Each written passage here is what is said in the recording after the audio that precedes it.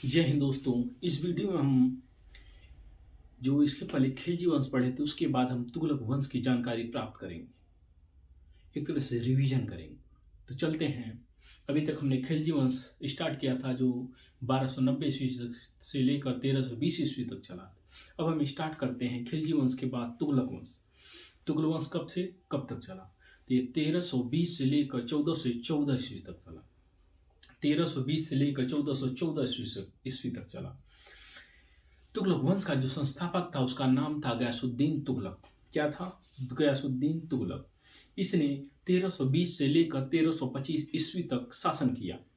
इसे गाजी की उपाधि धारण की। गाजी की उपाधि इसने धारण की। उसके बाद ये मलिक उल अल गाजी मंगोल आक्रमण के बाद इसने उपाधि धारण की। नहरों का निर्माण करने वाला पहला शासक था गयासुद्दीन तुगलक। नहरों का जो निर्माण करने वाला जो था पहला शासक था वो गयासुद्दीन तुगलक था। वो डाक व्यवस्था भी इसी ने स्टार्ट करवाया था। तुगलकाबाद नगर 56 कोट इसने दुर्ग बनाया। तुगलकाबाद जो नगर था और 56 कोट जो दुर्ग था गयासुद्दीन तुगलक ने बनवाया था। इसके समय ही चिश्ती घराने के चौथे संत निजामुद्दीन औलिया थे। निजामुद्दीन जो औलिया थे इसी के समय थे। हुनैज दिल्ली दूरस्थ, इन्होंने कहा था दिल्ली दूर नहीं है। निजामुद्दीन औलिया ने लकड़ी के महल में दबकर इसकी मृत्यु हो गई थी। अर्थात इसका शासन था 1320 से लेकर 1325। लास्ट में लकड़ी के महल इसने बनवाया था, उसी में जा रहा था तो उसी में दबकर मृत्यु हो गया था। फिर इसके बाद सत्ता आता है मोहम्मद बिन तुगलक। मोहम्मद बिन तुगलक को शॉर्ट फॉर्म में एमबीटी कहा जाता है। क्या कहा जाता है? एमबीटी, मोहम्मद बिन तुगलक। इसे जौना खान के नाम से भी जाना जाता है। इसे जौना खान के भी नाम से जाना जाता है। दिल्ली सल्तनत का जो सबसे विद्वान शासक था इसे ही कहा जाता है। दिल्ली सल्तनत का जो सबसे विद्वान शासक था मोहम्मद बिन तुगलक को कहा जाता है। तथा इसके साथ इसको पागल, मूर्ख, रक्त पिपासु के नाम से भी जाना जाता है। अजमेर दरगाह पर जाने वाला प्रथम सुल्तान कौन सा था? एमबीटी, मोहम्मद बिन तुगलक था। अजमेर जो दरगाह है उस पर जाने वाला प्रथम दिल्ली का सुल्तान कौन था? तो उसका नाम था मोहम्मद बिन तुगलक। निजामुद्दीन औलिया के दरगाह का इसने निर्माण कराया था। सर्वाधिक आंतरिक विद्रोह भी इसी के समय हुआ था। इसके 4 प्रयोग असफल हुए। इसलिए जो इसे पागल या मूर्ख कहा जाता है। सबका इसने राजधानी परिवर्तन किया। इसने दिल्ली से दौलताबाद था, दौलताबाद से फिर दिल्ली किया। दौलताबाद के पहले की जो नाम था वो क्या था? देवगिरी। 1327 ईस्वी में 1328 में इसने अंतिम हिंदू राजा काम्पिल्य को जीता। फिर उसने सांकेतिक मुद्रा चलाया। क्या चलाया? सांकेतिक मुद्रा चलाया, जो कांसे का प्रयोग था। चांदी की कमी से उसने कांसे का मुद्रा चलाया। फिर कराची अभियान, चीन की सीमाओं को सुरक्षित करना। फिर चौथा खुर्सी अभियान, मध्य एशिया को जीतने के लिए इसने रणनीति जो अपनाई। ये जो है 4 इसके प्रयोग जो थे असफल हुए। 1333 ईस्वी में इब्न बतूता मरक्को देश से आया था। इब्न बतूता मोहम्मद बिन तुगलक के समय आया था। ये प्रश्न बहुत जगह पूछा जाता है कि इब्न बतूता जो था किसके शासनकाल में भारत था? तो मोहम्मद बिन तुगलक। इसकी किताब है किताबुल रहला। इब्न बतूता की जो किताब है किताबुल रहला। दिल्ली का काजी भी इसे नियुक्त किया था। न्याय विभाग का ये प्रमुख था। 1336 में इसने विजयनगर साम्राज्य को स्थापना की कर्नाटक में। संस्थापक थे हरिहर राय और बुक्का राय की 2 भाइयों ने। राजधानी इसने हम्पी बनाया था। 1347 में बहमनी साम्राज्य की भी स्थापना हुई। इसकी स्थापना हसन गंगू नामक किया था। अलाउद्दीन हसन उसका नाम था। इसने कृषि सुधार में भी करवाया। दीवान कोही नामक विभाग स्थापना की फसल चक्र की प्रणाली के लिए। उसके बाद अकाल संहिता और तकावी ऋण के लिए। सांकेतिक मुद्रा, चमड़े की मुद्रा इसके द्वारा भी चलाया गया। चमड़े की जो मुद्रा है इसके द्वारा भी चलाया गया। दुआब में कर वृद्धि किया गया। 1351 में इसकी मृत्यु हो गई। 1351 में इसकी मृत्यु हो गई। तभी तक हम पढ़े थे 1320 से 25 तक जलालुद्दीन गयासुद्दीन तुगलक चला।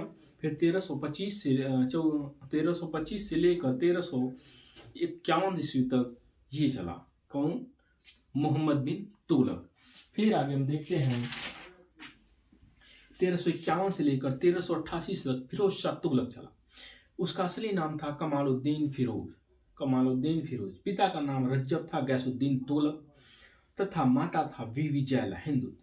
2 बार इसका राज्याभिषेक हुआ, ठट्टा सिंध में, दिल्ली में। फिर उसके बाद सभी 24 कर जो खत्म कर दिए।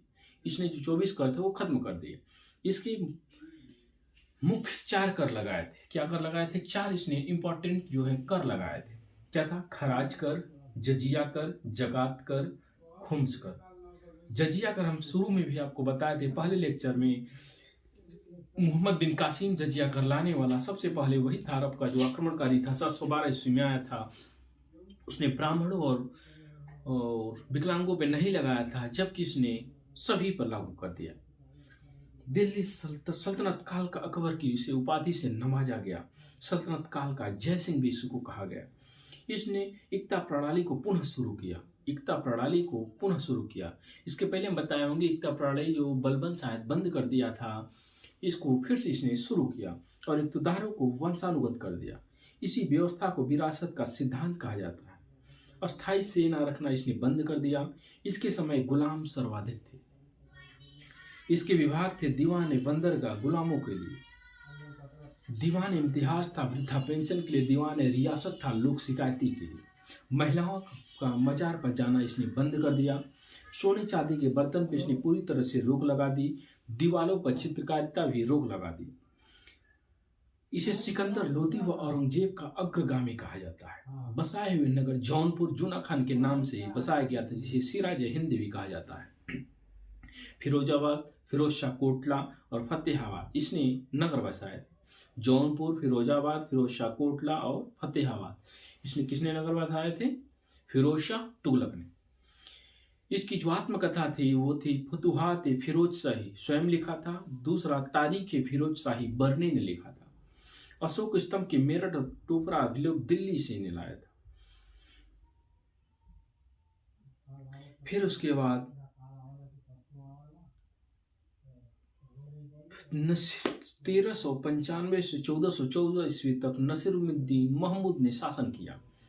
तैमूर लंग का आक्रमण इसी के समय हुआ था 1398 ईस्वी में। तैमूर लंग ने भारत पे कब आक्रमण किया था? 1398 ईस्वी में। उस समय वहां का शासक कौन था? तुगलक वंश से संबंधित था। कौन था? नसीरुद्दीन महमूद।